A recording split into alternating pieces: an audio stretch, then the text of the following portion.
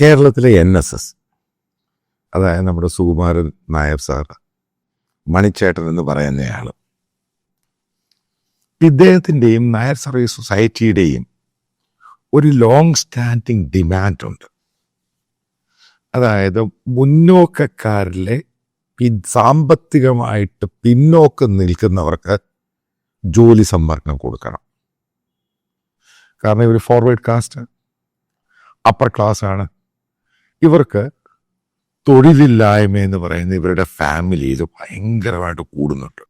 അതിനേക്കാളൊക്കെ ഉപരിയായിട്ട് നിങ്ങളിപ്പം നിങ്ങളുടെ സ്ഥലത്തുള്ള 10, 20 അല്ലെങ്കിൽ 30 നായർ ഫാമിലി എടുത്ത് നോക്ക്. നമ്മളിപ്പോൾ ഒരു 30, 40 നായർ ഫാമിലി എടുത്ത് നോക്കുമ്പോഴേ അതിനകത്ത് 7, 8 ഫാമിലിയേ ഉള്ളൂ പ്രോപ്പറായിട്ട് കുഴപ്പമില്ലാതെ മുന്നോട്ട് പോകുന്നത്. ബാക്കി ഫാമിലി എല്ലാം വളരെ വളരെ കഷ്ടത്തിലും ദുരിതത്തിലും ദുരന്തത്തിലുമാണ്.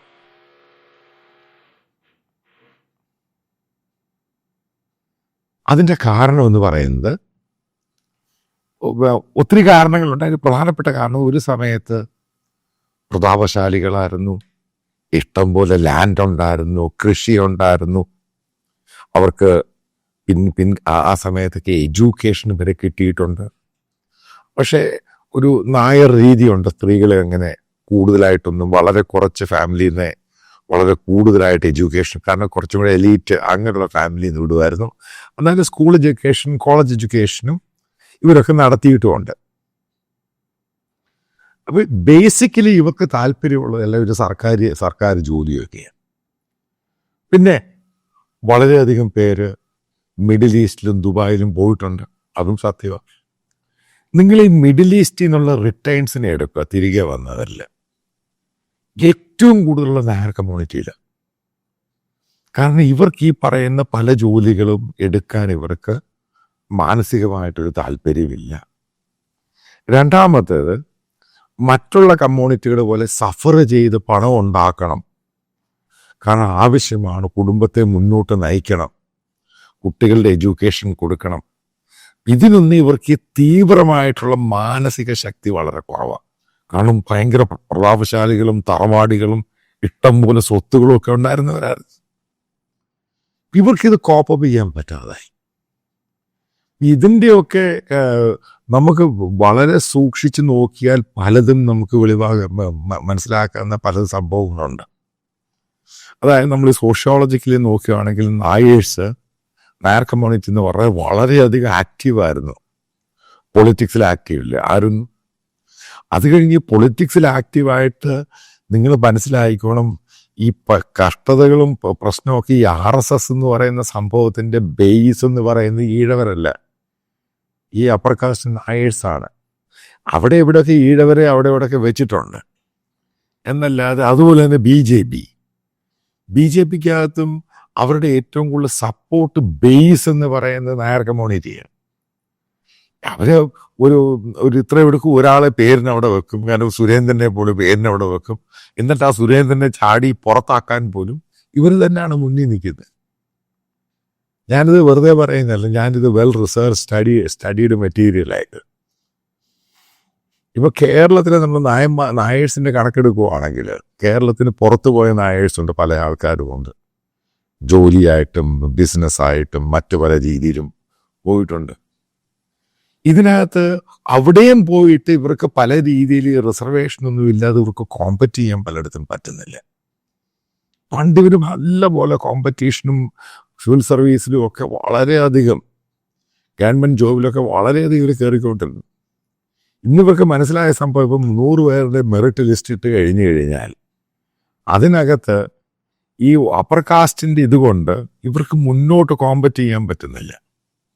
പക്ഷെ അവരെക്കാളും ഈ കോമ്പറ്റീഷനിലും ഇതേപോലെ എക്സാമിനേഷനിലും ഈ ബിസിനസ് ആണെങ്കിലും മറ്റുള്ള കാര്യത്തിലും ഈഴവ കമ്മ്യൂണിറ്റി ഫാർ ബെറ്ററാണ്. കാരണം ഈ നായർ കമ്മ്യൂണിറ്റിയുടെ ഏറ്റവും വലിയ പ്രശ്നം എന്ന് പറഞ്ഞു കഴിഞ്ഞാൽ അവർ മുസ്ലിം കമ്മ്യൂണിറ്റി അംഗീകരിക്കും, പക്ഷെ ഈഴവ കമ്മ്യൂണിറ്റി അംഗീകരിക്കത്തില്ല.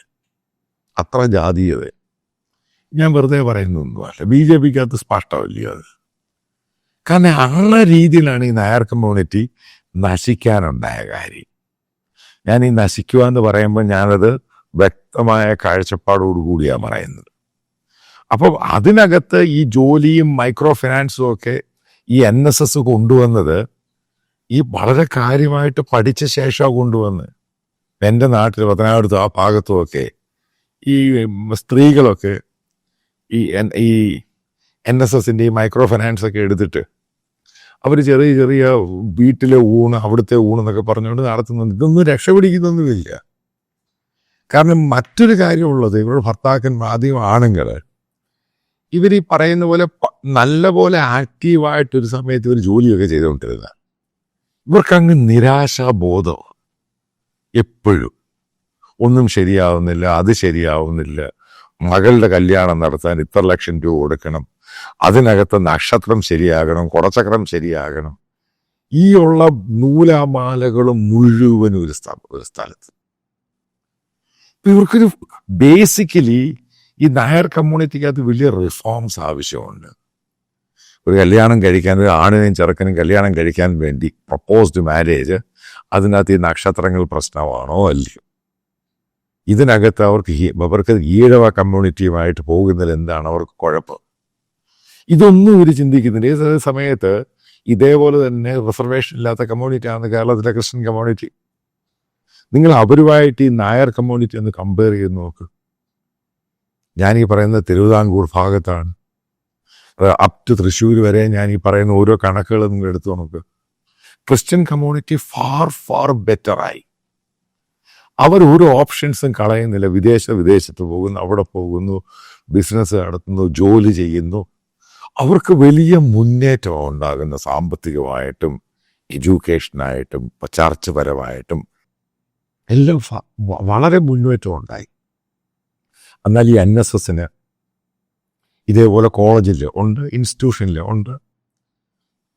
ഇന്ന് ഹയർ എഡ്യൂക്കേഷൻ എന്നും പറഞ്ഞ് കോളേജുകളിലൊന്നും അഡ്മിഷന് തള്ളൊന്നുമില്ല. പക്ഷെ അവിടെ ഒന്നും പഠിക്കാൻ ഇന്ന് പിള്ളേരില്ല.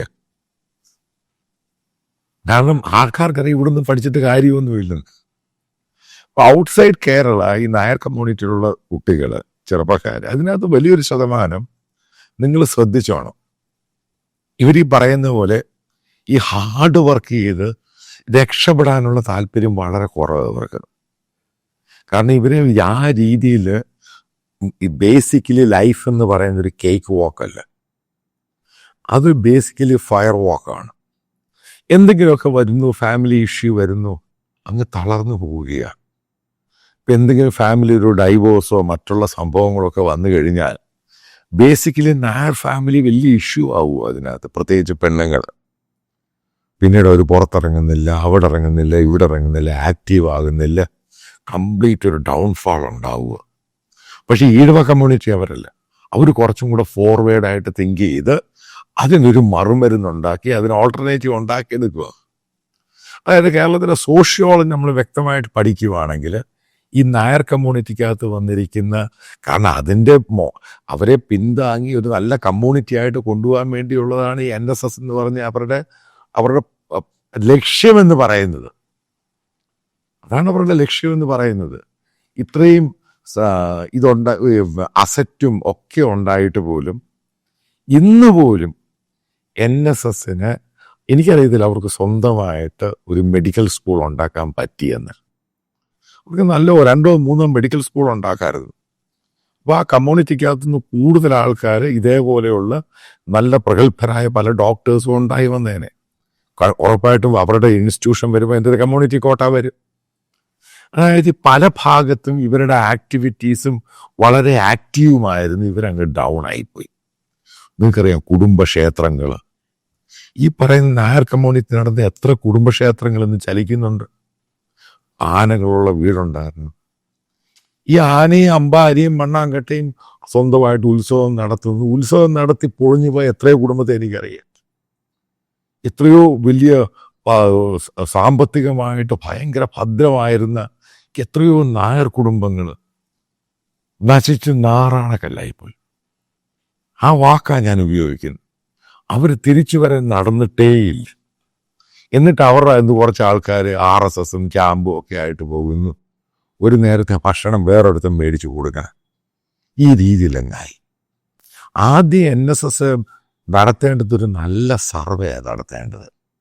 എന്തുകൊണ്ടാണ് ഈ പാളിച്ച പറ്റിയത്? ഇവർക്കാകെ കൗൺസിലിംഗ് കൊടുക്കണം. നിങ്ങൾക്കറിയാം, നായർ കമ്മ്യൂണിറ്റിയിൽ ഈ സൂയിസൈഡ് റേറ്റ് വളരെ കൂടുതൽ. എന്താ അതിൻ്റെ കാര്യം? റീസൺ എന്ത്? സാമ്പത്തിക പ്രശ്നം തന്നെ. അതായത് ഇപ്പം എന്തെങ്കിലും ഒരു സാമ്പത്തിക പ്രശ്നമോ മറ്റോ വന്നു കഴിഞ്ഞാൽ ഓപ്ഷൻ ഇല്ല, പെട്ടെന്ന് കയറി അങ്ങ് സൂയിസൈഡ് ചെയ്യൂ. കാരണം ജീവിതം അങ്ങ് നശിപ്പിക്കൂ. ഇതിനകത്ത് ഞാൻ ഈ പറയാൻ പോകുന്ന ഈ NSS നായർ കമ്മ്യൂണിറ്റിയെ പറ്റി മാത്രമൊന്നുമല്ല. ഇതിനകത്ത് ഇപ്പം NSSന്റെ സുകുമാരൻ നായർ എടുത്തൊരു തീരുമാനമുണ്ട്. CPMുമായിട്ട് യോജിച്ചു പോകാം. അയാളെടുത്ത കാര്യമായ തീരുമാനമാണ്. കാരണം ഈ മുന്നോക്കക്കാരിലെ പിന്നോക്കം നിൽക്കുന്നവർക്ക് ഈ എത്രയോ പ്രാവശ്യം അവർ സെൻട്രൽ ഗവൺമെൻറ് നിവേദനം കൊടുക്കുക. കാരണം അവർക്ക് റിസർവേഷൻ വേണം. ഇത് ഞാനീ പറയുന്ന കൃത്യമായൊരു കാര്യം പറയാം. ഈ സെൻട്രൽ BJP ഭരിക്കുന്നിടത്തോളം കാലം അങ്ങനെ റിസർവേഷൻ ഉണ്ടാകാൻ പോകുന്നില്ല. പക്ഷെ കേരളത്തിൽ അത് പിണറായി വിജയൻ ചെയ്തു കൊടുത്തു. അതവർക്ക് വളരെ പോസിറ്റീവ് എനർജിയാണ് അത്. കാരണം ആർക്കെങ്കിലുമൊക്കെ ജോലി കിട്ടുമല്ലോ. അതായത് ഇപ്പോൾ കോളേജിൽ ഇപ്പോൾ അധ്യാപകരൊക്കെ പല സ്കൂളിലൊക്കെ ആൾക്കാരെ കയറ്റുമായിരുന്നു. അതിൻ്റെ റേറ്റ് അങ്ങ് അതിൻ്റെ റിക്രൂട്ട്മെൻറ്റ് ഷാർപ്പായിട്ടങ്ങ് കുറഞ്ഞു. ഗവൺമെൻറ് ജോലിയിൽ പഴയ പോലെ ഇനി ആൾക്കാരുടെ ആവശ്യമൊന്നുമില്ല. അതായത് ജോബ് കുറയുന്നു. സർവൈവ്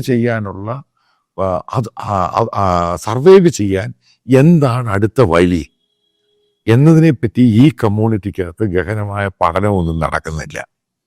ഇവിടെയാണ് ഫ്ലോപ്പ് ഗെയിം ആയിപ്പോയത്. പലർക്കും വസ്തുവൊന്നുമില്ല. പണ്ടൊക്കെ പ്രതാപശാലികളായിട്ട് ജീവിച്ചിരുന്ന പല നായർ കമ്മ്യൂണിറ്റി ഉള്ളവർക്ക് പോലും സ്വന്തമായിട്ട് വീടില്ല. പലരുടെ സ്ഥിതി വളരെ മോശമാണ്. തിരിച്ചിപ്പുറത്ത് നമ്മൾ ഈഴവ കമ്മ്യൂണിറ്റി നോക്കുക, അവർ വളരെ ലക്ഷ്യബോധത്തോടു കൂടിയാണ് മുന്നോട്ട് പോകുന്നത്. അപ്പോൾ അതുകൊണ്ട് ഇവര് കച്ചിത്തുരുമ്പായിട്ട് കയറി പിടിച്ചിരിക്കുകയാണ് BJP എന്ന് പറയുന്നത്. അതിലും ഞാനും പറയാം, ഈ പറയുന്ന സംഭവങ്ങളൊന്നും കേരളത്തിൽ ഒരു ചേഞ്ച് ഉണ്ടാകാൻ പോകുന്നൊന്നുമില്ല. നായർ കമ്മ്യൂണിറ്റി ഈ പറയുന്ന ആൾക്കാർ എത്ര ശതമാനം BJPക്ക് വോട്ട് ചെയ്യും? കാരണം അവരുടെ വോട്ടിംഗ് പാറ്റേൺ തന്നെ ശിഥിലമാണ്. കുറച്ച് പേര് CPMന് വോട്ട് ചെയ്യുന്നു, കുറച്ച് പേര് UDFന് വോട്ട് ചെയ്യുന്നു, കുറച്ചധികം പേര് BJPക്ക് വോട്ട് ചെയ്യുന്നു. ഇതുകൊണ്ടൊന്നും ഒരു പൊളിറ്റിക്കൽ അച്ചീവ്മെൻ്റ് ഒന്നും ഉണ്ടാകാൻ പോകുന്നില്ല. അതാ ഞാൻ പറഞ്ഞു വരുന്നത്, കേരളത്തിലെ നായർ കമ്മ്യൂണിറ്റി ഈ പോക്ക് പോവുകയാണെങ്കിൽ ഇവരുടെ സാമ്പത്തിക അടിത്തറ നാശമായി പോകും. കാരണം ലക്ഷ്യബോധമില്ലാതെയാണ് ഇവർ പോയിക്കൊണ്ടിരിക്കുന്നത്. അതിൻ്റെ പേരിലാണ് ഇത് മുഴുവനും ഈ നായർ കമ്മ്യൂണിറ്റിക്കകത്ത് പ്രധാന ഇഷ്യൂ എന്ന് പറയുന്നത്. അതിൻ്റെ പേരിലാണ് ഇവർ മറ്റുള്ള കമ്മ്യൂണിറ്റികളെ നിരന്തരമായിട്ട് തെറി വിളിക്കുന്ന ഒരു കാര്യമില്ലാത്തത്. കാരണം ഈ സോഷ്യൽ മീഡിയ കാണുന്നൊരു സംഭവമാണ്. അവർക്കിപ്പോൾ ഏറ്റവും വെറുപ്പുള്ളത് ഈഴവരെയും മുസ്ലിംസിനെയും. കാരണം മുസ്ലിം കമ്മ്യൂണിറ്റിക്ക് നല്ല ഗ്രോത്ത് ഉണ്ട്, ക്രിസ്ത്യൻ കമ്മ്യൂണിറ്റി അതേപോലെ തെറി വിളിക്കുന്നില്ലേ. അതിൻ്റെ കാര്യം എന്തോ? അവർക്കറിയാം അവരെ പിടിച്ചാൽ കിട്ടത്തില്ലെന്ന്. അവർ ഗ്ലോബലൈസ്ഡ് ആയിപ്പോയി. ഇപ്പോൾ പറയാൻ പോകുന്നൊരു സംഭവമുണ്ട്, നായർ കമ്മ്യൂണിറ്റിക്കകത്ത് നല്ലൊരു റിഫോർമേഷൻസ് ആവശ്യമുണ്ട്. കാരണം ഇവരുടെ സോഷ്യോളജിക്കലി എക്കണോമിക്കലി ഇവർക്ക് മുന്നോട്ട് പോകാൻ കഴിയുള്ളൂ. കാരണം നല്ലപോലെ കൗൺസിലിംഗ് ആവശ്യമുണ്ട്. കാരണം ലക്ഷ്യബോധത്തോടു കൂടി പോകാൻ വേണ്ടിയുള്ള കൗൺസിലിങ്ങോടുകൂടി ഈ കമ്മ്യൂണിറ്റിക്ക് മുന്നോട്ട് പോകാൻ കഴിയും.